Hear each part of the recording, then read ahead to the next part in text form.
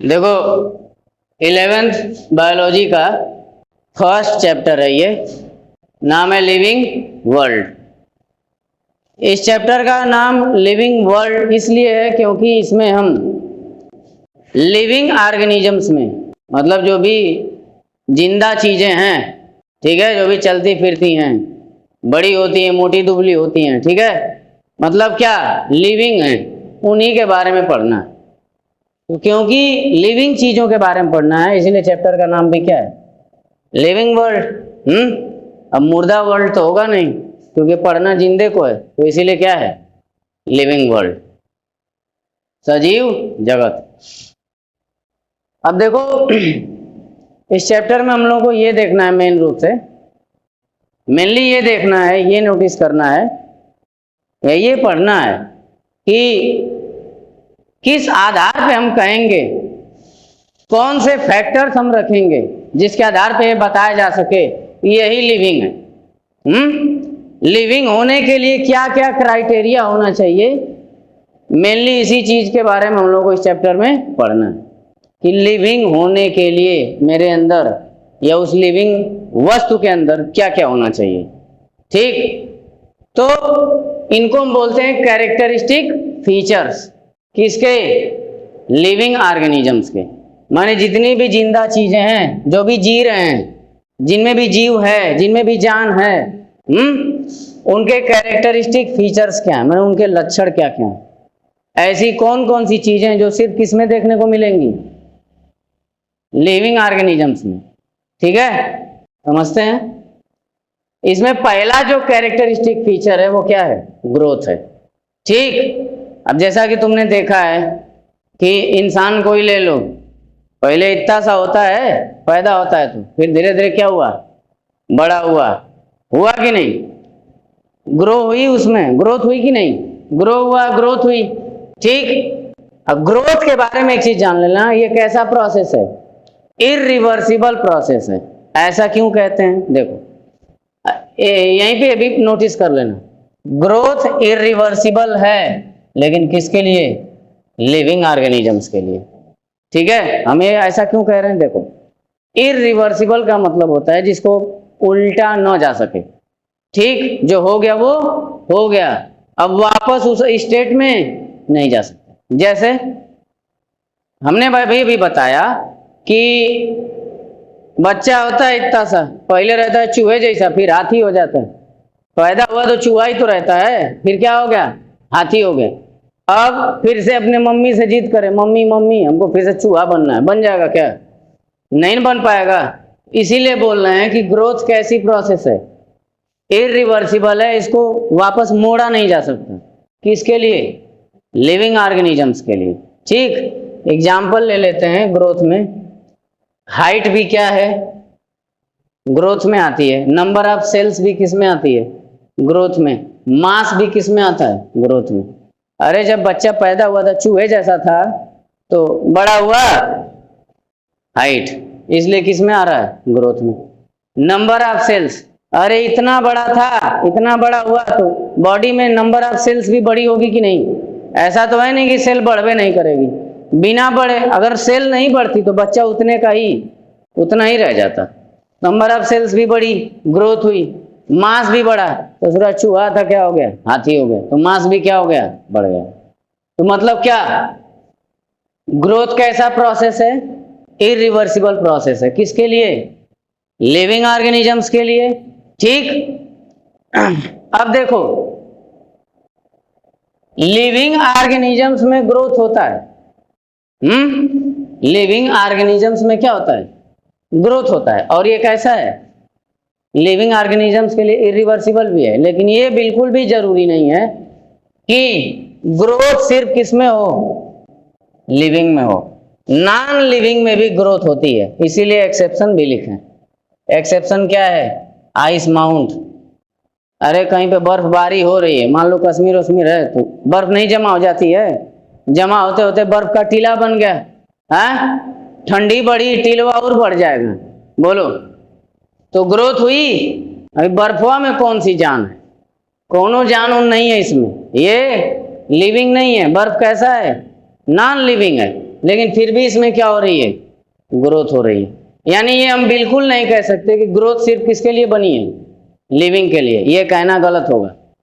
Growth living में भी हो सकती है और नॉन लिविंग में भी हो सकती है।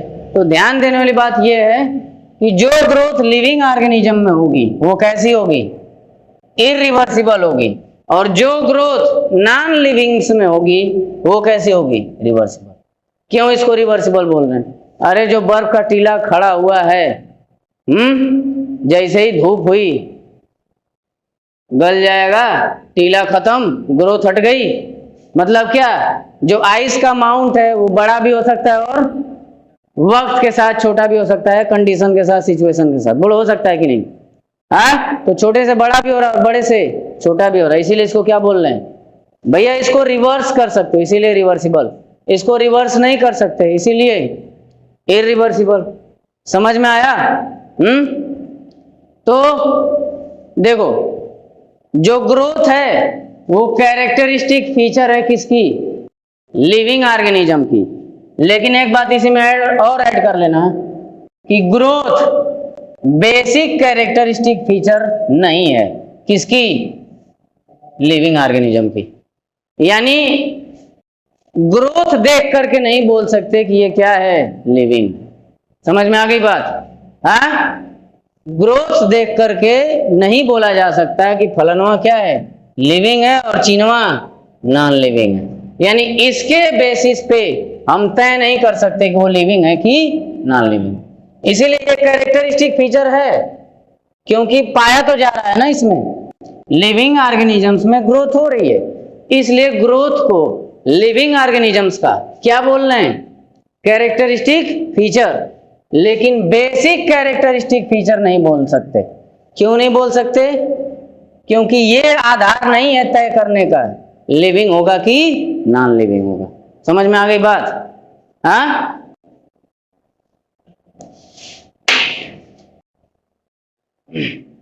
चलो अब आगे ध्यान दो। आगे हम लोगों को देखना है, कैरेक्टरिस्टिक फीचर्स पढ़ रहे थे किसके, लिविंग ऑर्गेनिजम्स के। तो उसमें पहला पढ़ चुके क्या, ग्रोथ। अब लिविंग ऑर्गेनिजम्स के सेकेंड कैरेक्टरिस्टिक फीचर्स में आता है क्या, रिप्रोडक्शन, प्रजनन। अब पहले ये समझते हैं कि रिप्रोडक्शन है क्या। तो ध्यान दो, formation of new organisms of their own kind. इसका मतलब क्या है, कोई भी प्रजाति है तो अपने ही जैसी संतान की उत्पत्ति करे, अपने ही जैसी संतान को जन्म देना, या अपने ही जैसी संतान की उत्पत्ति करना इज नोन एज रिप्रोडक्शन, यानी प्रजनन। ठीक है? अब ऐसे इसको समझ सकते हो, जैसे कुत्ता है तो बिल्ली पैदा नहीं करेगा, ठीक, चूहा है तो शेर पैदा नहीं करेगा, और शेर है तो चूहा पैदा नहीं करेगा, और इंसान है तो गधा पैदा नहीं करेगा, और गधा है तो इंसान पैदा नहीं करेगा। समझ में आ गई बात? तो जो जैसी भी प्रजाति है वो अपने ही जैसी संतान की उत्पत्ति करेगा। इसी प्रोसेस को हम क्या कहते हैं, रिप्रोडक्शन, यानी प्रजनन। अब जो प्रजनन है मेनली दो टाइप का होता है, एक होता है असेक्सुअल और दूसरा क्या होता है, सेक्सुअल। दोनों में डिफरेंस क्या है, हिंदी देख सकते हो, अलैंगिक, लैंगिक। असेक्सुअल रिप्रोडक्शन में केवल एक ही पेरेंट होता है, कैठो पेरेंट, एक ठो। अब उसी को अम्मा बोलो चाहे बाबूजी, एक के ठो है वो, ठीक, अम्मा भी बोल सकते हो, पापा भी बोल सकते हो, जो बोलो। और वहीं पे सेक्सुअल में दो पेरेंट्स इन्वॉल्व होते हैं, एक मेल और एक क्या, फीमेल। ठीक है? हाँ, असेक्सुअल में कितने पेरेंट हैं, सिंगल। सेक्सुअल में कितने पेरेंट हैं, दो हैं, एक मेल और एक फीमेल, तभी रिप्रोडक्शन हो पाएगा सेक्सुअल। ठीक है? अब एक बात याद रखना, असेक्सुअल रिप्रोडक्शन में कोई वेरिएशन नहीं आता, असेक्सुअल रिप्रोडक्शन में कोई वेरिएशन नहीं है। वेरिएशन मने बदलाव। सेक्सुअल रिप्रोडक्शन में वेरिएशन आता है, वेरिएशन आता है। इसमें वेरिएशन नहीं आता। देखो ऐसा क्यों होता है, ध्यान से देखना।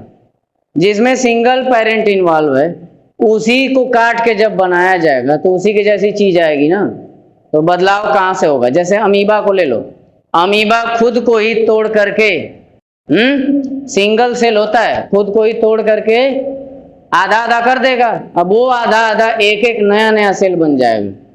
बोलो, कोनो प्रोसेस नहीं हुआ, खुद को तोड़ा ही तो है। अरे पत्थर को तोड़ोगे तो पत्थर में से पत्थर नहीं निकलेगा, तो वैसे ही अमीबा को तोड़ोगे तो अमीबा में से क्या निकलेगा? अमीबा निकलेगा। तो कोई वेरिएशन नहीं होगा। और वहीं पे अगर सेक्सुअल की बात की जाए तो दो पेरेंट्स इन्वॉल्व होते हैं, एक मेल और एक कौन? फीमेल। तो कुछ प्रॉपर्टीज मेल की आ जाएंगी बच्चे में और कुछ प्रॉपर्टीज किसकी आ जाएंगी? फीमेल की। कुछ ट्रेड्स मेल से बच्चे में आएंगे, मेल पेरेंट से, और कुछ ट्रेड्स माने गुण लक्षण फीमेल पेरेंट से आएंगे बच्चे में। बोलो, अब दो लोगों से मिल रहा है तो वेरिएशन होगा कि नहीं?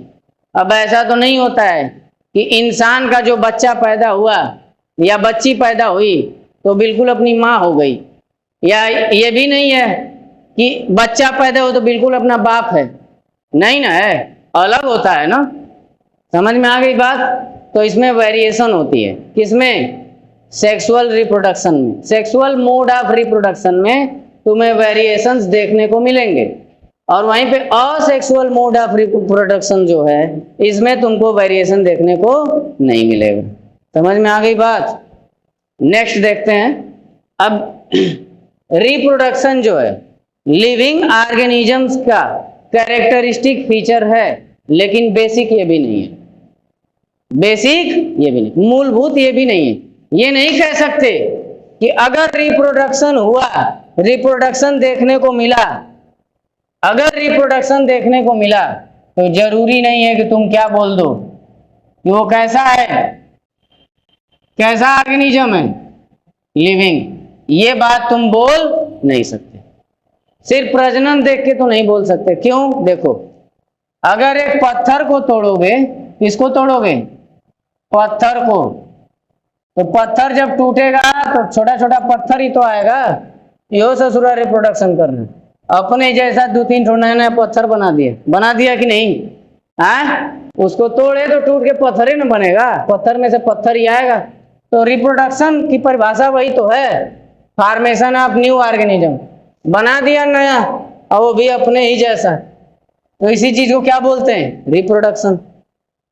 यानी इसके आधार पे भी एग्जैक्टली तय नहीं कर सकते कि वो लिविंग है कि नॉन लिविंग है। समझ में आ गई बात? तो रिप्रोडक्शन कैरेक्टरिस्टिक फीचर है, लेकिन बेसिक कैरेक्टरिस्टिक फीचर नहीं है। किसकी? लिविंग ऑर्गेनिजम्स की। क्लियर है? अब एक्सेप्शन में एक और बात आती है। पत्थर वाला तो देख ही लिए, या ये भी नहीं तय कर सकते कि लिविंग है तो रिप्रोडक्शन करेगा ही। दो बातें हैं। रिप्रोडक्शन कर रहा है तो नहीं बोल सकते क्यों, क्या है? लिविंग है। या इसी को घुमा के, लिविंग है तो जरूरी नहीं है कि क्या करेगा? रिप्रोडक्शन करेगा। इसका एग्जांपल देख सकते हो, म्यूल। म्यूल माने खच्चर। अब खच्चर जो है गधा और घोड़ा, इन दोनों का क्रॉस होता है। ठीक? समझ गए? गधा और का घोड़ा, इन दोनों के क्रॉस से ये बनाया गया म्यूल, क्या? खच्चर। अब बी का होता है स्टेराइल। स्टेराइल माने नपुंसक, बच्चे पैदा नहीं कर सकता। क्लियर है? खच्चर जो है अपने जैसा खच्चर पैदा नहीं कर, खच्चर का वो चूहो पैदा नहीं कर सकता। समझ में आ गई बात? माने पैदा कर ही नहीं सकता। लेकिन है ये क्या? लिविंग है, लेकिन फिर भी क्या नहीं कर सकता? रिप्रोडक्शन। समझ में आई बात? तो दोनों बातों को समझ लो। रिप्रोडक्शन कर रहा है तो ये नहीं बोल सकते कि क्या है? लिविंग, क्योंकि नॉन लिविंग में भी ये देखने को मिला। और लिविंग है तो ये नहीं बोल सकते कि रिप्रोडक्शन करेगा। एग्जाम्पल सामने, लिविंग होते हुए भी रिप्रोडक्शन नहीं कर सकता। क्लियर है? तो रिप्रोडक्शन भी लिविंग ऑर्गेनिजम्स की कैरेक्टरिस्टिक फीचर है, लेकिन बेसिक कैरेक्टरिस्टिक फीचर नहीं, यानी इसको देख करके तय नहीं कर सकते कि ये लिविंग है कि नॉन लिविंग। ठीक,